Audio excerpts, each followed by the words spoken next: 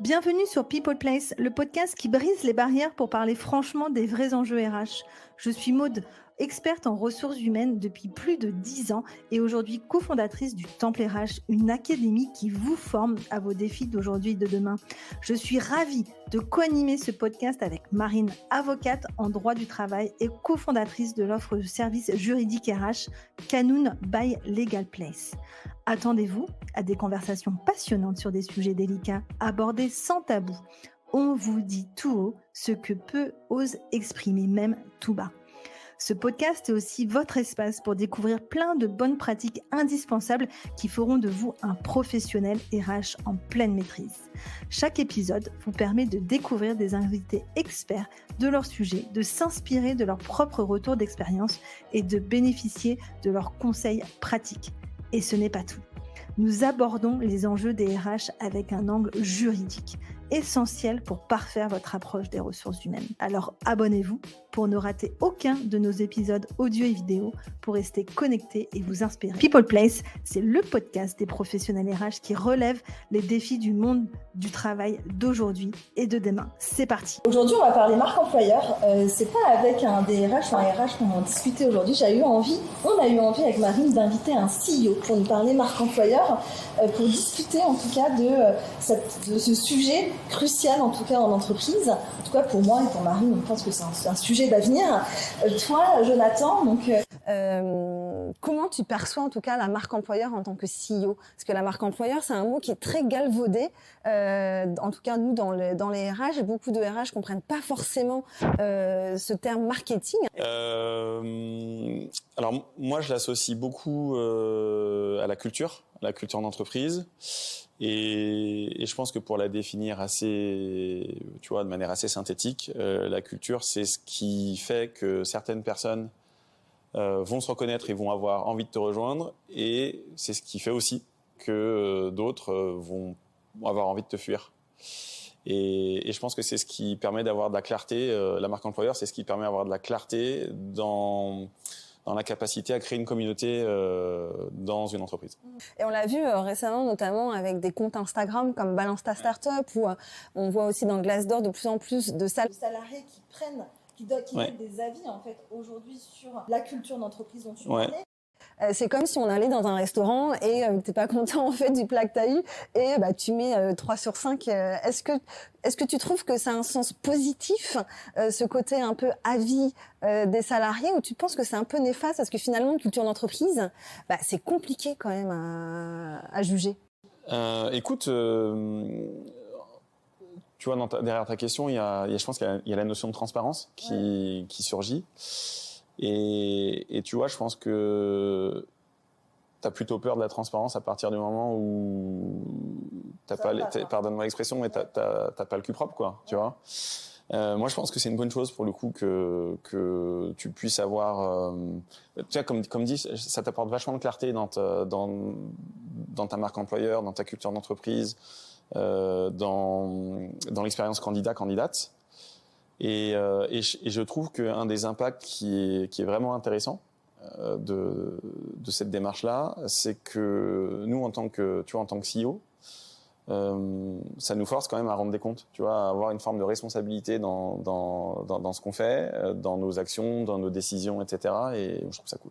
En fait, moi, l'éclairage que je peux apporter, il est très lié à mon secteur. Donc Shodo, moi, je suis un des cofondateurs de Shodo. On est une ESN, donc entreprise des services du numérique.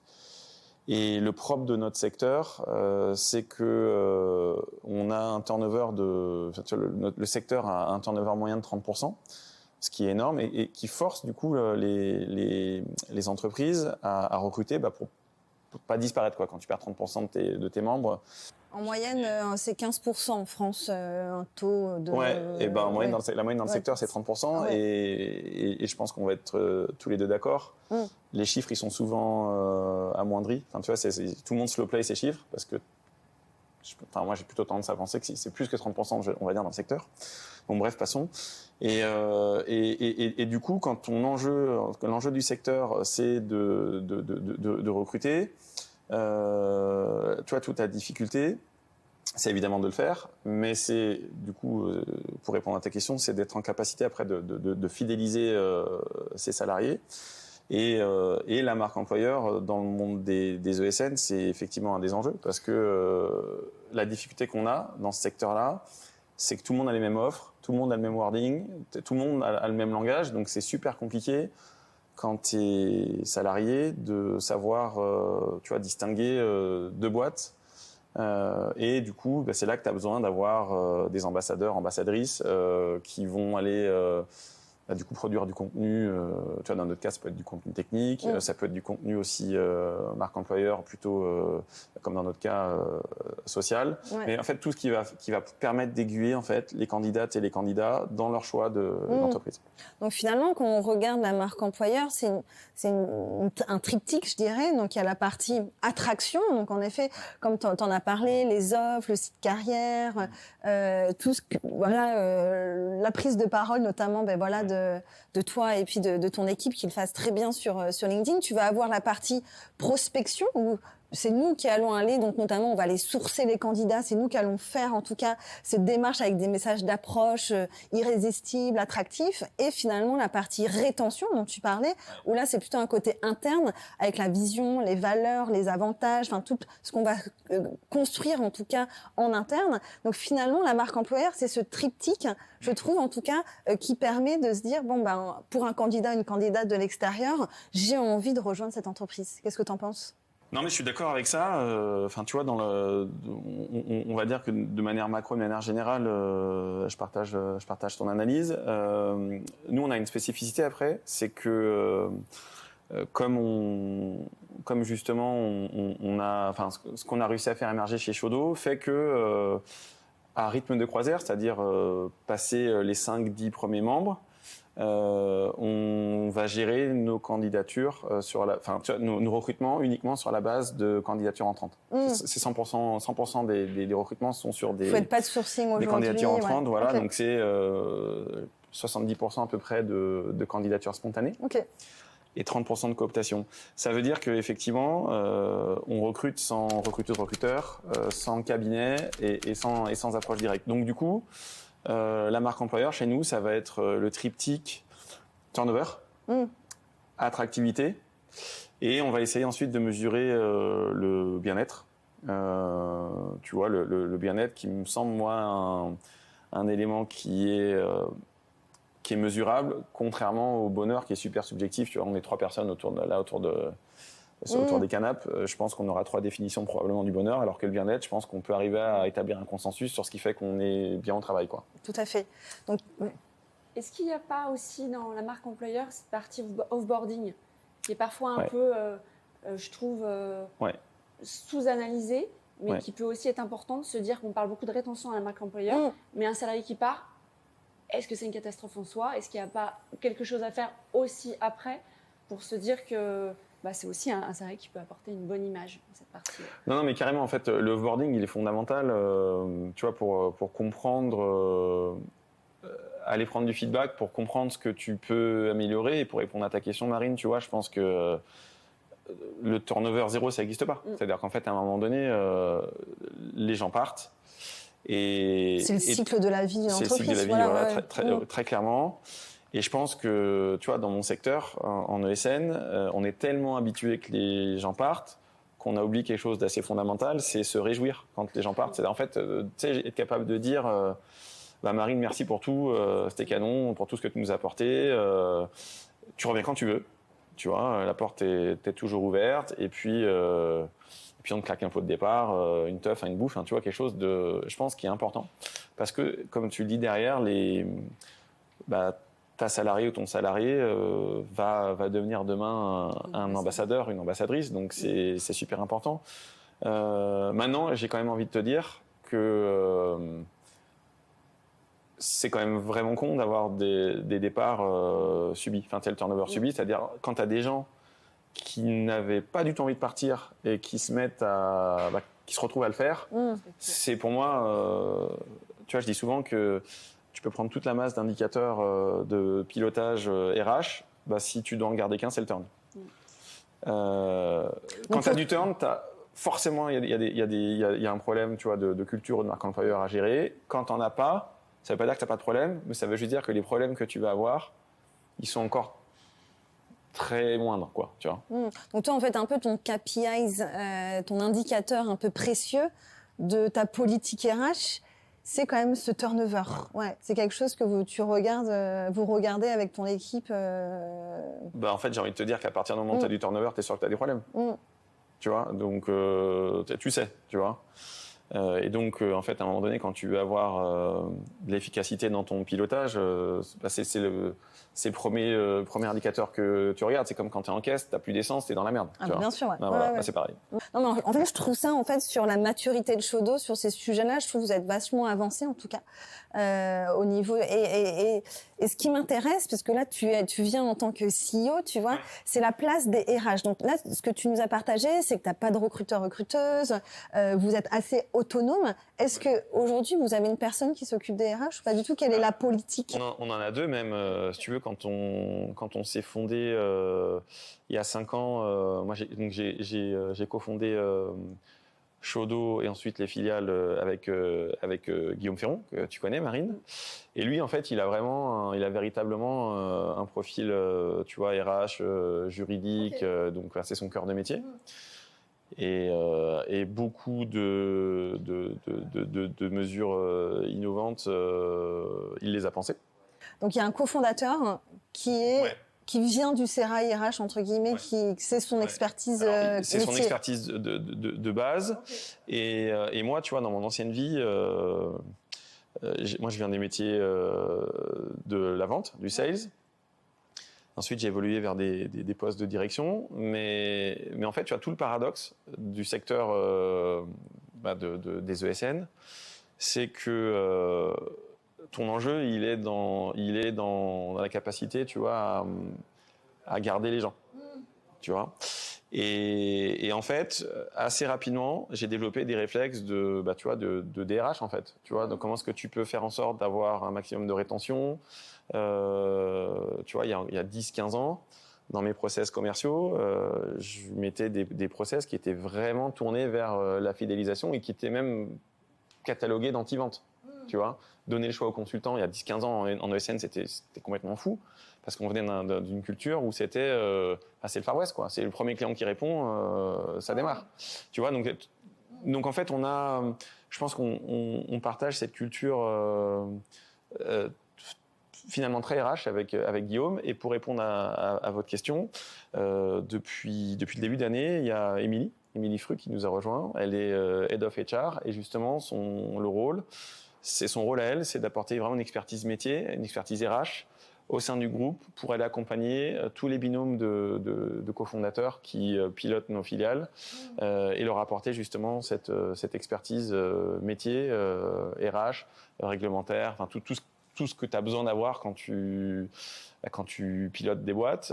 Et ce que vous apportez vous aussi à travers Canoun, quoi. Tu vois. Et à quel moment dans le développement d'une entreprise on considère que justement vraiment rentrer dans une forme de maturité RH, c'est important pour toi? C'était quoi un peu le fait générateur? En fait, nous, je pense qu'on s'est fondé autour. Tu vois, le Shodo, c'est pour le pitcher rapidement, c'est une vision de l'entreprise qui est basée sur la redistribution, la justice sociale, et du coup. On met en place du coup une démarche qui est tournée autour de la transparence, de la gouvernance, des marges, des salaires. Et en fait, tu te rends compte que pour mettre en œuvre tout ça, tu es obligé d'avoir une culture RH qui est radicale dans le sens où elle va traiter des problèmes du secteur à la racine. Et nous, les problèmes entre autres qu'on avait, donc c'était comment est-ce que tu vas apporter une réponse au turnover de notre secteur. La réponse, c'est que les gens, ils voulaient avoir un meilleur équilibre vie pro, vie perso. Ils voulaient avoir, on va dire, du coup, plus de congés, plus de moyens pour pour préparer des interventions, pour se former, arrêter de le faire sur le temps perso, après le boulot. Tu vois, ça c'était. Donc c'était structurant pour vous depuis le départ. Ben, t'es obligé de le faire. Voilà. Et donc du coup, c'est RH. La réponse de Shodo, elle est RH. Différenciant de l'ADN. Carrément. Okay. Et ça, vous avez fait une étude auparavant pour comprendre les motivations du secteur, ou il y a déjà plein d'études? Non, on n'a pas fait d'études. La seule étude qu'on a fait, c'est l'étude de la vie. En fait, dans notre ancienne vie. On était dans une super boîte de conseils, mais tu vois, on est passé une année de 7% à 18% de turn. Et d'une année. Hein. Et en fait, c'est ce que je te disais tout à l'heure, les indicateurs, ils sont mis à popper tout rouge. Et en fait, les specs de Shodo, elles sont venues naturellement parce que on a fait des offboarding. Tu vois, on faisait des offboarding, malheureusement, des personnes qui nous quittaient, qui nous expliquaient pourquoi elles partaient. Et quand, tu vois, moi, à un moment donné, parce que c'est l'enjeu principal du secteur, c'est quand même de recruter. Moi, je venais en appui de mon équipe de recrutement. Du coup, je bossais avec Guillaume à l'époque. Et en fait, les candidates et les candidats, quand elles nous expliquaient pourquoi elles partaient et qu'elles voulaient nous rejoindre, bah, tu vois, en fait, on s'est mis à lister des specs qui ont fait les specs du modèle Shodo.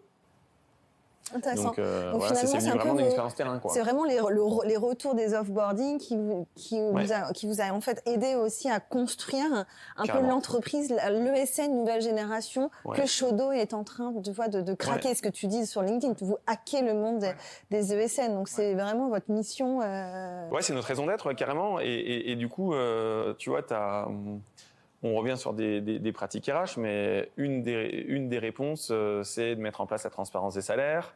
Donc ça, c'est une pratique RH. Tu vois, le fait d'avoir une grille qui fait que tu n'as plus de négo, d'avoir un modèle de redistribution qui est clair et qui est transparent, bah, c'est aussi une pratique RH. On a encadré, nous, nos salaires en tant que dirigeants.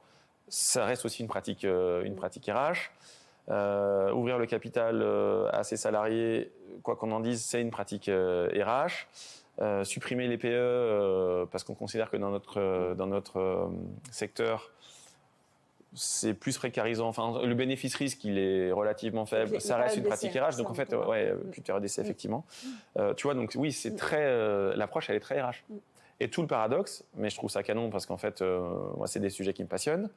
C'est que je pense que s'il y a 10-15 piges, on avait dit que tu vois, un ancien directeur commercial viendrait parler RH dans le secteur des ESN, qui est quand même un secteur cradingue, tout le monde se serait bidonne, tu vois. À l'époque, oui, tu vois, moi je viens de l'ESN, j'ai commencé dans le monde de l'ESN et après j'ai eu la chance quand même parce que c'était une ESN qui était quand même assez portée sur l'humain, mais c'est vrai que la performance d'abord et c'est vrai que même beaucoup de consultants, comme tu disais, partent parce que c'est intense, c'est mal payé, les marges sont énormes et il n'y a pas forcément de culture d'entreprise forte que tu ailles entre guillemets chez un tel. Bon, c'est pareil, voilà. Vous, Shodo, vous voulez vraiment avoir cet effet un peu waouh, tu vois, créer cette expérience de se dire, ouais, tu viens, mais tu vas vivre une aventure avec nous. Et c'est ça la différence. Et je pense qu'aujourd'hui, tu vois, c'était une étude de la Boston Consulting Group qui dit, la génération qui arrive, donc bon après, ça sera d'autres sujets, peut-être d'épisodes de podcast sur les aspects générationnels, mais tu as la génération donc Z qui arrive là aux portes de l'emploi. 75% d'entre eux disent qu'ils sont prêts à baisser leur salaire pour rejoindre une entreprise qui va représenter leurs valeurs, représenter cette quête de sens, qui peut faire un peu bisounours, cette quête de sens, mais qui est quand même aujourd'hui un moteur pour plusieurs générations, mais en tout cas pour celles qui arrivent, d'où l'importance d'avoir une marque employeur forte et pas bullshit. En fait, la peur des candidats et des candidates, c'est oui, on affiche nos valeurs sur le mur, mais in fine, en interne, c'est pas du tout... Qu'est-ce que tu conseillerais, toi, à une entreprise qui veut faire un peu la différence? Comment construire un peu une marque employeur, tu vois, un peu irrésistible? Écoute, nous, en tout cas, ce qu'on a fait, Maud, c'est qu'on a documenté toutes nos actions. Tu vois, on essaye de proposer du contenu marque employeur régulièrement sur plein de sujets. Donc, on propose du contenu tech. Parce que c'est du contenu qui va apporter de la crédibilité aussi bien à nos clients qu'à nos futurs, qu'aux futurs candidats. Et on documente notre démarche aussi avec, tu vois, je pense que c'est l'authenticité la réponse. C'est-à-dire qu'on a sorti un manifeste il y a quasiment 4 ans maintenant, qui présente notre raison d'être. Il est super complet, tu as 30 minutes de lecture, et vraiment il y a tous nos process, il y a toute notre vision qui est dedans. C'est un culture deck un peu, c'est ça? Ouais, vous avez votre vision, vos valeurs. L'authenticité à l'époque, elle provient aussi du fait que c'est vachement inédit d'aller peut-être dans un monde où tu as le secret des affaires. La libre concurrence, elle est quand même basée sur le secret des affaires. Nous, on est arrivé et on a publié, on a rendu public tout notre business model.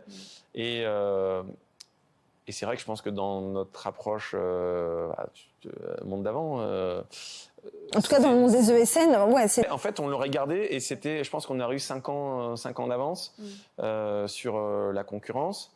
Mais en fait, tu changes de paradigme, c'est-à-dire que tu vois, là, on s'est pas fondé pour phagocyter le marché et essayer de devenir fat. Tu vois, je pense que moi, dans les métriques que j'avais avant de performance d'une boîte, il y avait le CA, il y avait la marge, il y avait le nombre de people.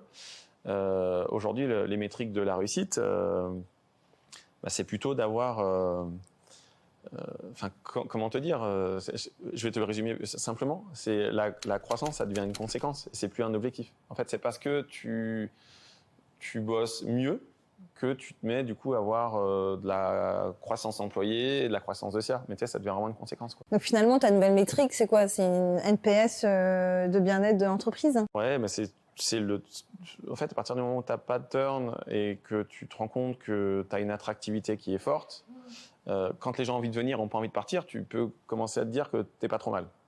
Tu vois. Et donc, les conseils pour avoir une bonne marque employeur, c'est de documenter. Donc, documenter tes réussites, documenter tes loses.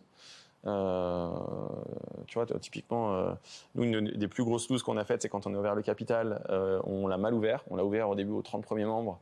Et en fait, on n'a pas réfléchi que le 31e, 32e, 33e, on était en train de créer une société à 2 vitesses. Donc, on a dû régler ça a posteriori. Mais tu vois, je pense que personne t'en veut si tu fais de la merde, entre guillemets, en étant plutôt de bonne foi. Tu vois. Et le but, c'est plutôt de partager avec ta corporation, faire en sorte que en fait, tu puisses être copié et amélioré. Donc là, tu dis donc documenter. Quel autre conseil tu donnerais, en tout cas, vous, quand tu reprends un petit peu de recul là, sur ces dernières années, sur ce que vous avez créé, en tout cas à Shodo, sur cette marque employeur, en tout cas, transparence. Transparence, ça c'est. Alors transparence, dans l'idéal, tu vois, transparence, c'est pas suffisant. Parce que tu peux être transparent sur des pratiques qui sont pas vertueuses. Donc dans l'idée, nous, on est transparent sur des pratiques plutôt d'équité. Donc qui sont radicales parce que en fait elles plaisent pas à tout le monde. Hein, tu vois, nous on a fait le choix d'avoir une grille salariale où à expérience égale chacun a le même fixe et les mêmes avantages. Il y a plein de gens qui s'y retrouvent pas parce qu'ils vont dire bah oui mais du coup et la méritocratie et du coup moi en fait si je suis meilleur que lui ou elle, pourquoi est-ce qu'on aurait le même salaire? Pas de problème, viens pas. Tu vois, sauf que du coup ça on le complémente quand même avec une forme de rémunération variable. Qui fait que du coup, la performance économique d'une mission, du coup, va pouvoir, et valoriser comme tu le dis. Donc ça, ça va un peu dans le sens de la méritocratie, quoi. Accessible dans le fameux simulateur. Ouais, et du coup, voilà, dans le sens de la transparence. Merci du coup. En interne, même en externe, comment on a calculé. Le fixe plus effectivement le variable qui peut être distribué, j'ai vu, en congé ou en rémunération. Un tiers en congé, un tiers en revenu bonus, un tiers en congé et un tiers en temps libre professionnel qu'on appelle les jours de communauté, qui sont des jours de travail non facturés qui te permettent de profiter de tes collègues, donc pour te former, coder ou même de rien faire, parce que quand tu ne fais rien, parfois tu as des idées business derrière son canon. Donc on a mis un simulateur qui permet justement de rendre, on va dire, tu sais, c'est très abscon quand même le conseil, hein, calculer ta marge, ton taux, ta SE, ta CIF, même moi je comprends pas tout dans les indicateurs de pilotage. Le simulateur permet à nos futurs candidats, nos membres et même nos clients de savoir comment ils ventiler le chiffre d'affaires. Quelle marge est prélevée. Enfin, tu réponds à des questions finalement qui peuvent frustrer vachement les gens dans notre secteur. Donc transparence. Et puis le dernier... Troisième point, faut pas qu'on aille jusqu'à 10 mots. Non, c'est bon, 3, voilà, t'as dit donc documentation, transparence. Transparence. Nous, en fait, on a fait le choix aussi de passer notre culture de l'oral vers l'écrit. Okay, de l'asynchrone. Donc, il y a 1 an et demi à peu près, on a investi pour que... En fait, on a passé notre culture dans Notion, qui est un outil canon, moi, que je ne connaissais pas, et qui permet justement d'avoir toute la culture Shodo, tout le mode d'emploi Shodo, toutes les questions, enfin, tout existe. C'est une doc géante dans laquelle toutes les questions que tu peux te poser sur quel que soit le sujet, comme gouvernance, c'est une base documentaire incroyable, qui permet justement à tout le monde de s'approprier la culture Shodo, bien mieux que quand on est N personnes à expliquer N fois la même question mal, tu vois. Donc on a fait ça, et ça permet justement d'avoir une meilleure compréhension des... Tu vois, ça vient en appui de la transparence, puisque ça apporte aussi de la pédagogie au même titre que le simulateur. Le simulateur apporte de la pédagogie à notre démarche. Le fait d'avoir notionnisé, donc d'avoir passé notre culture à l'écrit, apporte vraiment beaucoup de pédagogie à notre marque employeur. Ok, donc tu dirais que cette notion-là de documentation, ouais. Ça revient quand même au premier point de documenter, non ? Cette partie notion... Carrément, tu la documentes.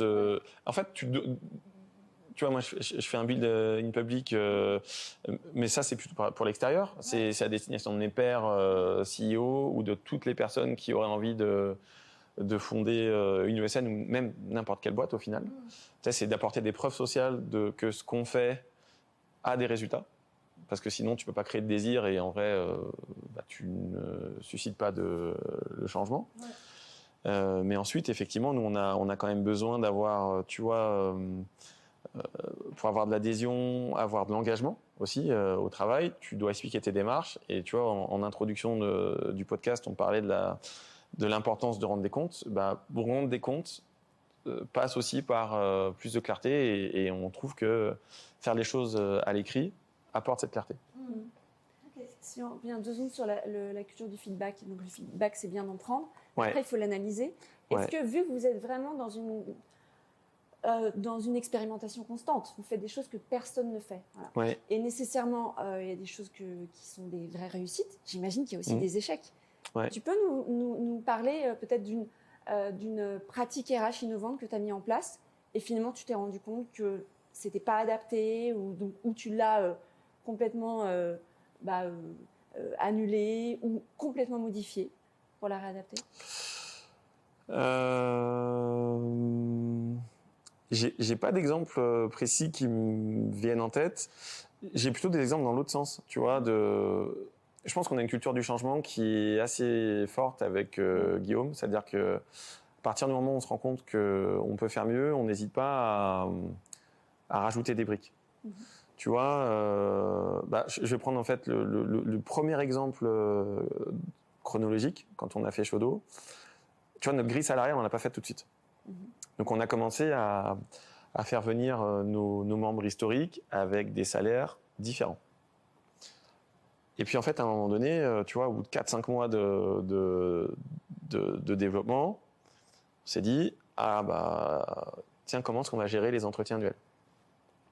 Et en fait, quand tu tires le fil, tu te rends compte qu'en ESN, l'entretien annuel, c'est un des pires entretiens parce que tu vois, tu vas parler de ta relation client, d'opérationnel, etc. Et en fait, tu sais très bien que les gens n'attendent qu'une chose, c'est le moment où tu vas parler aux AI. Tu vois, en fait, tu peux pas. Tout le reste, c'est parasitaire. Je pense que dans beaucoup d'entreprises. Ouais, mais tant si bien que moi, parfois, je commençais par le salaire. C'est histoire d'avoir vraiment, tu as percé l'abcès quand il le faut. Et donc là, on s'est rendu compte que, en fait, pour essayer de corriger cette douleur, qui est une vraie douleur de notre secteur, on s'est dit, en fait, il faut qu'on mette une grille. On va mettre une grille qui va faire en sorte que la progression salariale, elle sera plus liée à... on va dire, aux capacités de négociation d'une salariée ou d'un salarié. Donc, en gros, on va arrêter de faire en sorte que les meilleurs négociateurs aient les meilleurs avantages. on va essayer de faire en sorte d'arrêter de mettre les gens en position de demander une augmentation. Et on va la rendre, on va la rendre structurelle. On va rendre la redistribution structurelle. Et je pense que ça fait partie de notre ADN, si tu veux. C'est comment est-ce que tu... Moi, dans la manière avec laquelle je pilotais l'activité avant Shodo, c'est j'allais générer de la croissance et puis en fonction de ce qui restait, on allait redistribuer les bénéfices sous forme de progression salariale quand on pouvait. Et là, on a essayé justement de faire l'inverse, c'est-à-dire en fait, on va intégrer à notre modèle une redistribution qui est annuelle, elle est ancrée, et c'est au business d'aller se démerder pour aller chercher le CA qui te permet d'augmenter tout le monde et de faire en sorte que la boîte elle se développe, quoi. Donc il y a deux choses en fait. Il y a donc cette partie grille salariale, mon salaire, et pour le manager, il a aussi une notion de son département, de la partie business, c'est ça? Combien de chiffre d'affaires il fait dans sa business unit? Alors, on a très peu de sales dans nos organisations. En fait, au sein de chaque filiale. Les ESN, c'est des business managers à la base. Ouais, c'est des business managers. Du coup, c'est un problème parce qu'en général, c'est des managers qui font du biz, donc ils sont jugés partis. Tu vois, ils sont commés à la croissance de marge. Et la croissance de marge, à un moment donné, tu as quand même des intérêts qui sont divergents, quoi. C'est-à-dire, quand tu as quelqu'un qui veut sortir de mission, ça t'enlève des primes. Oui, c'est ça. Et toi, ta direction, tu as quand même demandé d'aller faire de la croissance de marge. Donc, en fait, tu nourris du turnover. Nous, il n'y a pas de variable sur affaire. Okay. Pour faire simple, il n'y a pas de variable sur affaire et tu n'es pas manager. Tu vois, on a Lucie qui est notre head of sales. Elle n'a pas un rôle de manager. Donc, il n'y a pas de biais du coup au sein de la communauté et il n'y a pas de variable sur affaire. Donc, en fait, il n'y a pas le biais de se dire que tu vas aller croquer sur le business que tu génères. On n'a que des variables collectives qui sont alignées sur des critères de boîte, donc le turn, je ne sais plus les métriques, mais grosso modo, je pense que c'est la croissance d'ETP qu'on a décidé, le taux d'inter et le turn, si je les ai du coup. Taux d'intercontrat, ouais, ok. Donc finalement, il y a mon salaire et puis il y a en fait des OKR, des objectifs d'entreprise où tout le monde est après incentivé et à la fin de l'année, il y a un bonus pour tout le monde qui est le même. Ouais, et du coup, tu vois, dans nos profils staff, on a effectivement des cœurs de métiers différents. Donc, tu as des profils staff qui ont le cœur de métier sales, communication ou RH. Mais on a fait le choix d'aligner les fixes. C'est-à-dire que traditionnellement, dans le secteur des ESN, les sales vont gagner 2-3 fois plus que des recruteurs, recruteuses ou que des personnes qui sont dans la com. Nous, on a pris le parti de payer, d'aligner tous les fixes parce qu'on ne fait pas de différence. Et donc ensuite, les bonus sont des bonus collectifs établis sur des critères de boîte, mais quand la boîte va bien, les primes vont bien, quoi. Je vais me faire un peu l'avocat du diable. Est-ce que tu penses que ce modèle-là d'entreprise aujourd'hui peut être exponentiel, c'est-à-dire si demain vous êtes 1000 salariés, est-ce que tu penses que c'est scalable, ce modèle d'entreprise-là? In fine, une entreprise, il y a une fonction aussi économique, chiffre d'affaires, je ne sais pas, vos ambitions, ce serait intéressant que tu nous racontes les ambitions de Shodo. Mais est-ce, par exemple, une grande société, un grand groupe, avec des milliers de salariés, peut aujourd'hui prétendre à ce style d'entreprise? Du coup, je vais répondre à ta question par une question. Ouais. Pourquoi est-ce qu'on serait 1000 ? Oui. Parce que c'est un modèle que vous choisissez, c'est un modèle de... Voilà. En fait, c'est ce que je te disais tout à l'heure. Je pense que si un jour on est 1000, ça sera parce qu'en fait, à un moment donné, on aura un modèle qui aurait été suffisamment attractif et donc il y aura une demande à laquelle qu'on traitera d'une certaine manière. Et en l'occurrence, on ne sera jamais une boîte de 1000 personnes. Tu vois, pour répondre un peu plus sérieusement à ta question aujourd'hui, nous, on a fait le choix d'avoir un passage à l'échelle, après avoir quand même longtemps hésité à le faire, parce que à un moment donné, on avait le mantra de « pour vivre heureux, vivons cachés ». Tu vois, on se disait, on est 50, on se paye, tout va bien. Et fuck, on reste dans notre garage et tout va bien. Mais en fait, on avait envie de faire en sorte que notre modèle soit... On a quand même une démarche militante, donc on avait envie que notre modèle soit connu. Et pour lui donner corps, on s'est dit, passer à l'échelle, c'est le moyen de faire en sorte que voilà, pour que Chaudeau s'étende, il faut que Chaudeau s'entende, quoi, tu vois. Donc, on développe des filiales, tu vois, donc on duplique le modèle Chaudeau en province, parce que ça permet d'accompagner plus de clients, ça permet d'intégrer plus de salariés dans un modèle salarié associé qu'on trouve cool, et ça permet aussi à des binômes de mandataires sociaux au rang desquels on essaye de faire monter un maximum de tech, et maintenant de meufs. Donc du coup, on casse des plafonds de verre. Donc en fait, ça permet justement de faire émerger des dirigeantes et des dirigeants pas forcément prédestinés pour l'être, tu vois. Donc le passage à l'échelle, il se fait comme ça, c'est-à-dire que on va, tu vois, aujourd'hui, tu vois, donc à Chaudeau, la maison mère. Ensuite, on a créé Chaudeau Nantes. On a créé Chaudeau Studio, qui est un vertical sur Paris. Puis Chaudeau Lyon, puis Chaudeau Lille. Mais tu vois, en fait, ça se fait. On crée des filiales au gré des rencontres, parce qu'en fait, on rencontre des personnes qu'on kiffe et à qui on a envie avec qui on a envie d'entreprendre, mais on n'a pas de plan de dev, de développement, de biz-dev, où on se dit il faut qu'on soit 1000 dans 5 ans. Tu vois, donc je réponds à ta question comme ça. Est-ce qu'on peut passer à l'échelle j'ai plutôt tendance à te dire que oui, tu vois, parce qu'en fait, on a de la demande pour le faire. Tu vois, aujourd'hui, on vient nous pinguer pour monter des filiales. C'est pas nous qui sommes dans une démarche prospective pour le faire. Tu vois, donc c'est que je pense que le modèle en tant que tel, il séduit, il attire des entrepreneuses et des entrepreneurs. On a des bons retours clients, et la communauté tech, qui est quand même une communauté qui est super sollicitée. Je pense que quand tu es dev, il n'y a pas de métier, à mon avis, il y a plus de tension que le métier de dev, tu vois, peut-être footballeur, mais j'en sais rien.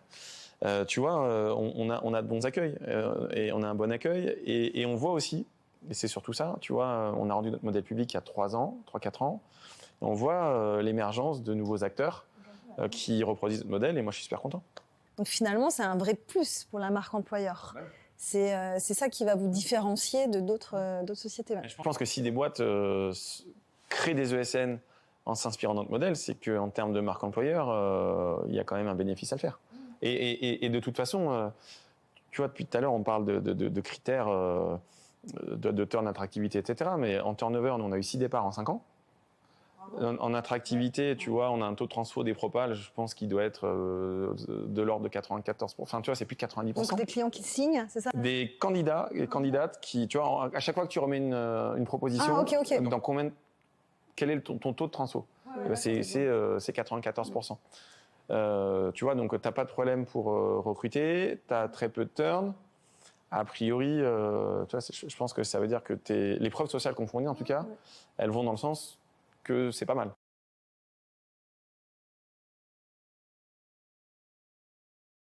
Moi, je pense que des gens bien dans leur basket sont meilleurs au boulot.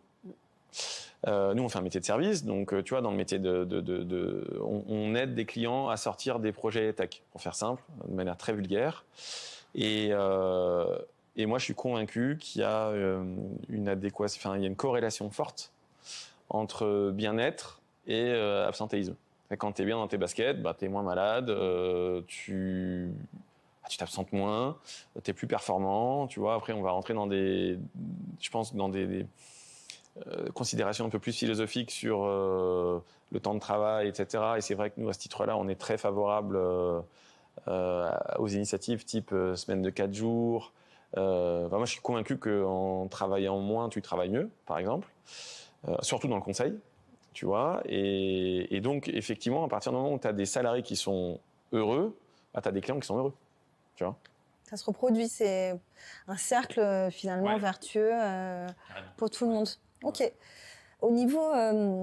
Donc c'est vrai qu'aujourd'hui, toi, tu as aussi beaucoup de grands groupes qui évoluent, qui sont des groupes centenaires, il y a eu aussi des générations.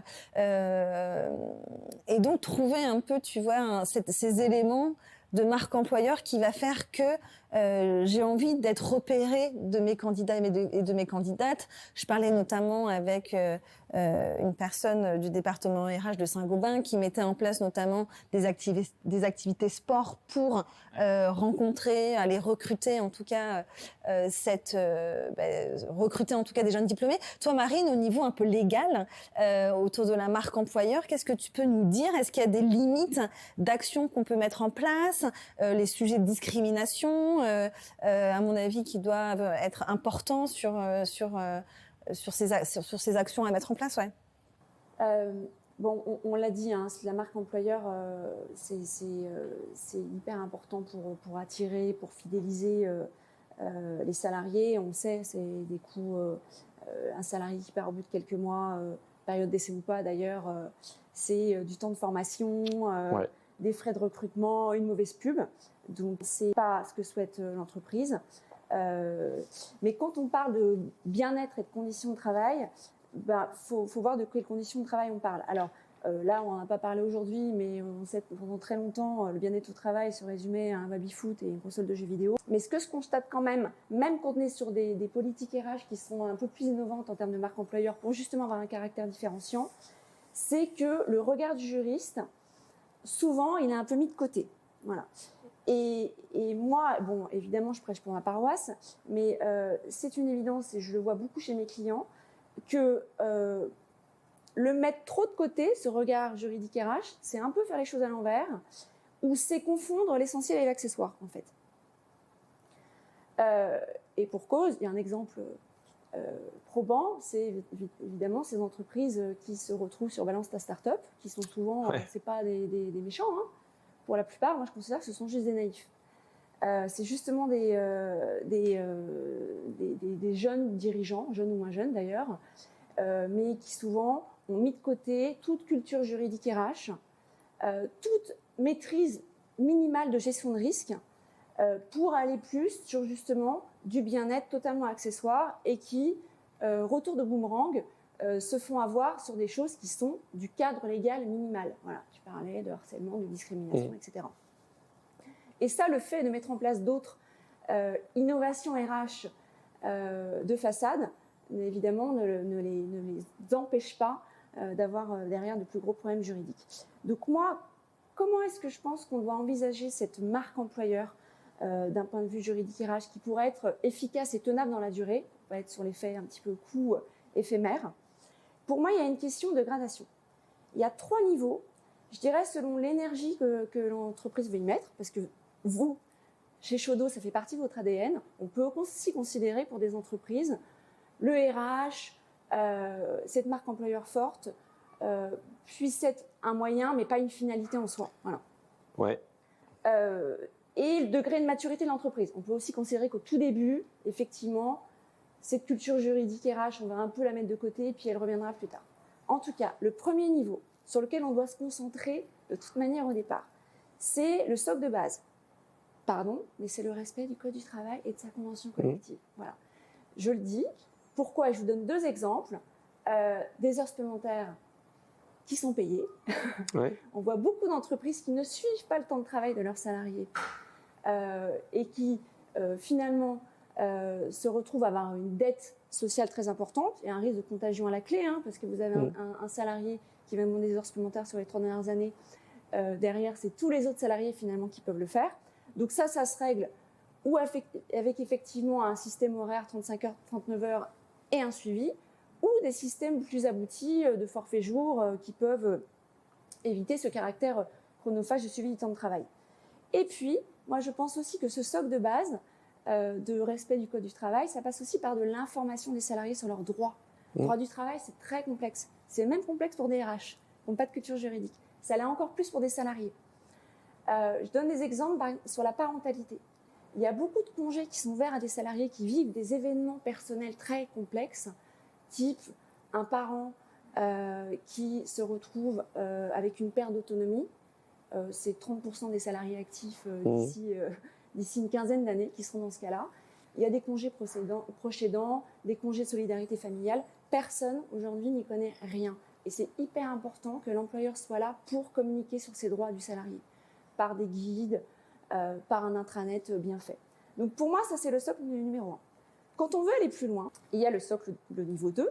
Le niveau 2, je dirais que c'est prendre toutes ces règles légales conventionnelles qu'on maîtrise pour les magnifier sur des écueils qui existent par la loi. On l'a vu pendant longtemps sur le congé paternité. Congé paternité très très court. Puis quelques entreprises s'y sont mis. Voilà, maintenant il est de l'ordre d'un mois. Maintenant il y a des entreprises qui vont encore plus loin, qui l'indemnisent mieux parce qu'il n'est pas indemnisé à 100%, qui le rendent plus long. On peut le voir aussi sur ces systèmes d'intéressement ou de participation qui ne sont pas des systèmes obligatoires légalement pour l'intéressement, mais qui peuvent être des très bonnes choses dans une marque employeur. Et puis investir mais dans une super mutuelle, par exemple, qui est absolument essentiel aujourd'hui pour un salarié, d'avoir une bonne mutuelle qui va axer aussi ses efforts sur de la prévention, ce que ne rembourse pas nécessairement la sécurité sociale, ostéopathie, hypnose, etc. Ça, c'est le niveau 2. Et puis le niveau 3, c'est le niveau 3, Chaudeau, vous y êtes complètement. Si on a une grosse ambition sur ces sujets-là, il n'y a pas de limite, la seule limite, c'est la créativité. C'est d'aller sur des dispositifs RH hyper innovants. Vous le faites sur une transparence plus, avec ces grilles des rémunérations et ce système on a dit de rémunération qui est quand même super sophistiqué, bien que simple. Et ça, c'est une vertu hyper importante d'avoir des systèmes de rémunération variable qui sont simples à comprendre. Des entreprises qui vont sur un congé unique de naissance pour mettre, on le sait, c'est un vrai jalon d'une politique égalité femmes-hommes de se dire que demain, le congé maternité n'est plus un problème. Si en fait on octroie au papa la même durée qui peuvent se répartir d'ailleurs entre les deux parents. Et puis, une politique de télétravail sophistiquée, tu peux bosser partout dans le monde. Mais encore une fois pour moi, ce qui est très important avec le regard d'un juriste, c'est qu'on ne passe pas au niveau 3, c'est le niveau 1, on ne l'a pas complété. Sinon, on fait les choses à l'envers et là, on risque de gros problèmes. Et puis, on est dans une forme aussi de marque employeur bashing, quoi. Voilà. Où on voit qu'il y a une espèce de façade, on a l'impression de faire des choses géniales et puis qu'à l'intérieur, le minimum auquel doit s'attendre le salarié n'est même pas respecté. Je donne un autre exemple, les congés illimités. Moi, j'ai pas mal d'entreprises qui m'ont parlé de congés illimités. À l'époque, on en parlait beaucoup. Mode qui vient des États-Unis, qui ont un système légal complètement différent. Là-bas, ils ont 2 semaines de congés payés. Donc, on peut évidemment comprendre le fait que des salariés puissent avoir envie d'en prendre plus. Là où en France, on est déjà sur 5 semaines, plus 2 quand on est en forfait jour. Voilà. Quand je me rends compte que les entreprises qu'on suit, pour la plupart, ont même du mal à faire prendre de congés payés à leurs salariés et se retrouvent avec des compteurs de congés payés importants. Donc déjà, plutôt que d'imaginer des mécanismes de congés illimités qui sont complexes légalement, qui souvent parviennent à faire prendre aux salariés moins de congés qu'ils n'en auraient pris légalement, déjà rappeler, je dirais, de manière périodique aux salariés qu'il faut prendre leurs congés payés. C'est important de se reposer et de déconnecter pendant ces congés payés. C'est la base et c'est presque ce qu'il y a de plus important à faire. Donc, pour conclure, je dirais que s'il y a bien un domaine où on peut faire quand même beaucoup avec relativement peu de temps et d'argent, c'est bien à mon sens sur la marque employeur, sans se lancer dans des dispositifs trop complexes. Et une des conditions qui sont primordiales, c'est d'avoir des bases juridiques qui sont saines. Qu'est-ce que tu penses de tous ces labels, justement? Bicorp, j'en pense que du bien, parce que pour le coup, c'est pas la même... tu vois, la raison d'être de la plupart des labels, c'est mercantile derrière, c'est que tu veux recruter. Tu vois, quand tu es Great Place to Work, etc. Moi, j'ai plutôt tendance à dire que tout l'oseille que tu vas mettre là-dedans, c'est peut-être mieux de l'investir dans une formation, dans des meilleurs salaires, dans des moyens orientés bien-être, tu vois. Par contre, Bicorp, c'est ouais, mais en fait, tu vois, je pense qu'il y a beaucoup de triggers de Bicorp que nous déjà on respecte. Mais ça, tu vois, par contre, je sais que ça fait partie des sujets que Guillaume regarde et dès qu'on aura le temps ou la bande passante, je pense qu'on ira. Tu sais, en fait, Bicorp, c'est une raison d'être. Ça ancre ta raison d'être dans une démarche sociétale que je trouve canon. Moi, je trouve que par rapport, si j'étais en tout cas candidate, j'aurais plus de sensibilité sur un label Bicorp que sur un label Great Place to Work. C'est plus ambitieux. On n'est pas là pour casser du sucre sur les labels, en vrai, faut qu'ils aient leur vie, mais je trouve que ça vaut rien, quoi. Tu vois, sincèrement. Tu vois, de toute façon, tu regardes qui est Great Place to Work dans les ESN. C'est les ESN qui ont le plus de turn, donc c'est quand même bizarre, tu vois. C'est pas enregistré, ça, hein. Je vais avoir des problèmes. Et non. On va arriver sur les mots de la fin, sur cette marque employeur bullshit, entre guillemets. Non, mais pour juste réagir sur ce que tu as dit, Marine, nous, notre métier en tant que CEO, c'est de prendre des décisions. On prend plein de décisions, on en prend 90% qui sont triviales ou qui ont, on va dire, très peu d'impact. Et il y en a 10% où il ne faut pas trop se rater. Et je trouve qu'en termes de confort, en termes de charge mentale, pouvoir se reposer sur des experts du juridique, tu vois, le service que vous proposez, tu vois, dont on bénéficie, il est canon, parce que tu sais que dès que tu as besoin d'avoir une réponse sur une question pointue, tu le fais et c'est un confort, tu vois, pour faire simple. Parce qu'on prend des décisions bien meilleures quand on les a confrontées à des avis d'experts. Après, on tranche, mais au moins on sait. Et on ne peut pas dire qu'on ne savait pas. Ensuite, moi je trouve que, tu vois, par rapport à la marque employeur, en tout cas la culture, tu vois, si je peux faire une métaphore, c'est un peu comme quand tu construis une maison. Moi, je pense que ta marque employeur, ta culture, c'est quand même tes fondations. Et c'est une meilleure idée de commencer, tu vois, c'est une meilleure idée d'y avoir réfléchi quand tu commences ta maison que quand tu es déjà à 10 étages, quoi. Tu vois, c'est plus dur ensuite d'aller, on va dire, solidifier tes bases quand tu as déjà commencé à construire beaucoup, donc tu as commencé beaucoup à entreprendre. La culture, plus tu t'y prends tard et plus à mon sens, c'est coûteux de la mettre en place, mais néanmoins, c'est primordial de le faire. Et à chaque fois que tu vas t'approcher, tu vas t'attaquer à des chantiers de marque employeur, tu vas avoir des départs. Mais il ne faut pas que ce soit problématique, en fait. Les départs qui sont procurés, occasionnés par, on va dire, l'affirmation de ta marque employeur, c'est des départs, de toute façon, de personnes qui ne sont pas compatibles avec ce que tu as envie de raconter à tes clients et à tes salariés. Donc finalement, la marque employeur, c'est l'image de ta culture d'entreprise. Et j'ai envie de finir sur ça. Est-ce qu'aujourd'hui, je serais curieuse d'avoir vos avis, est-ce qu'une entreprise peut faire de la marque employeur sans culture d'entreprise finalement? Ou est-ce que c'est une coquille vide? T'as des boîtes qui n'ont pas de culture. Et la no-culture, quelque part, ça devient une culture. Tu vois, non, mais enfin, tu vois, c'est aussi une manière d'exister. Maintenant, je pense que ce qui est plus problématique, c'est quand tu étais dans un entre-deux, quoi. Tu vois, c'est qu'en fait, quand tu ne sais pas répondre à des questions simples, qu'est-ce qui te rend unique, qu'est-ce qui te différencie de tes concurrents, et quelle est ta raison d'être, et comment tu la mets, quelles sont les mesures qui te permettent de la mettre en œuvre, voilà, tu as un problème. Marine, tu veux réagir sur cette partie? Moi, j'ai envie de réagir par une dernière question, Jonathan. C'est vous êtes les porte-parole, les deux fondateurs, plus cette nouvelle CEO de cette marque employeur. Ouais. Et il y a un sujet aujourd'hui qui prend de l'ampleur, c'est tout ce qui est autour de l'employé advocacy. Donc, comment est-ce que tu fais prendre la parole à tes salariés? Est-ce qu'il le faut déjà? Est-ce que ça a un sens? Est-ce que tu attends que ça vienne d'eux? Ou est-ce que tu as des formes de stimulation pour qu'eux le fassent? Et parce que c'est les meilleurs ambassadeurs, en fait, aussi. Alors la réponse est oui à toutes les questions tiroirs. La réponse est oui. L'employé advocacy, nous, elle va plutôt se traduire en conférence.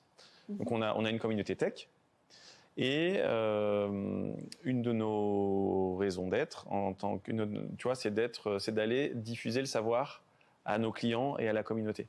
Et donc, on a beaucoup de développeuses et de développeurs. Tu vois, on est 120 à peu près dans le groupe. Il y a une grosse vingtaine de personnes qui ont déjà été speakers ou speakeuses en conférence. Donc, ça veut dire quoi? Ça veut dire que tu vas aller produire du contenu tech, qui reste du contenu néanmoins marque employeur. Et en fait, pour leur donner des moyens de le faire bien, le groupe octroie au moins 5 jours de création de contenu. À partir du moment où tu réponds à un CFP, Call for Papers, dans les conférences, et que ton sujet est sélectionné, tu as au moins 5 jours de préparation pour avoir la possibilité de faire du bon travail sur ton temps de travail et pas sur ton temps perso. Et donc, oui, c'est important de donner des moyens pour que les gens fassent du bon boulot et c'est important d'encourager ses membres à aller produire du contenu parce que c'est tes meilleurs ambassadeurs, en fait. Donc oui, c'est vachement important. Oui, est-ce que tu as l'employé advocacy, donc comme tu dis, donc l'employé advocacy, c'est la prise de parole sur les réseaux sociaux de tes salariés. Donc vous le faites sur des conférences, mais aussi vous le faites très bien, ce que disait Marine, sur LinkedIn, toi, Laurie.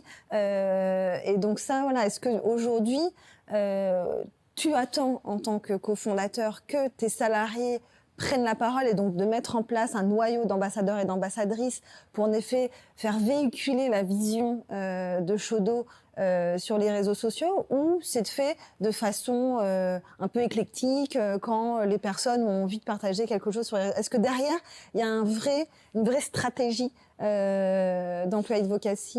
Alors, sur la prise de parole sur les réseaux sociaux, on n'a pas d'attente, c'est-à-dire que c'est vraiment du bonus. On a, tu vois, moi je le fais, ça fait 1 an que je le fais, et je le fais parce que, déjà c'est un besoin opérationnel, mais je le fais parce que j'aime bien le faire. Tu vois, j'aime bien écrire, c'est un plaisir, ouais, c'est vraiment un plaisir. C'est un plaisir, tu vois, ça me rappelle le bouquin de Raymond Queneau, j'ai oublié le titre, mais il raconte 100 fois la même histoire avec des contraintes, etc. Je trouve que LinkedIn, c'est un peu ça. Tu racontes le même sujet, mais de façon différente. Déjà, recycler, ça fait partie de ce qu'il faut savoir faire, tu vois. Mais respecter on va dire, quelques règles de copywriting. Tel copywriting, tu peux pas. Écriture persuasive. À un moment donné, si tu comprends pas quelles sont les bonnes pratiques, ça tombe pas du ciel. Donc moi je l'ai fait, je me suis formé, Laurie l'a fait, on a d'autres personnes qui le font, mais en fait c'est pas une demande. En revanche, c'est impératif. Tu vois, quand tu es une ESN, on parlait de la capacité à créer une forme de street cred. C'est fondamental d'avoir des speakeuses et des speakers qui vont aller représenter ta boîte en présentant des sujets sur des confs. Tu as quand même des confs qui sont canons dans le monde de la tech. Et en fait, l'impact sur la marque employeur d'une développeuse ou d'un développeur qui t'a fait une conf devant 300 personnes, en plus il y a des captures, etc. Enfin, derrière, tu as des replays. Ça vaut 1000 macarons Great Place to Work, quoi. Tu vois, je veux dire, en vrai. Donc ça, on le fait, on l'encourage. Et si demain, en fait, on avait des personnes qui avaient envie de prendre la parole sur les réseaux, pareil, on donnerait des moyens.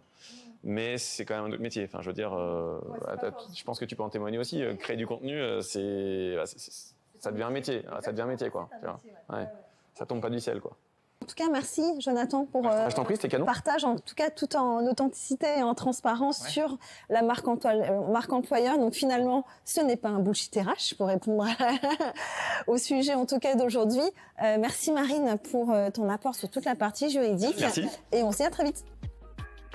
Salut.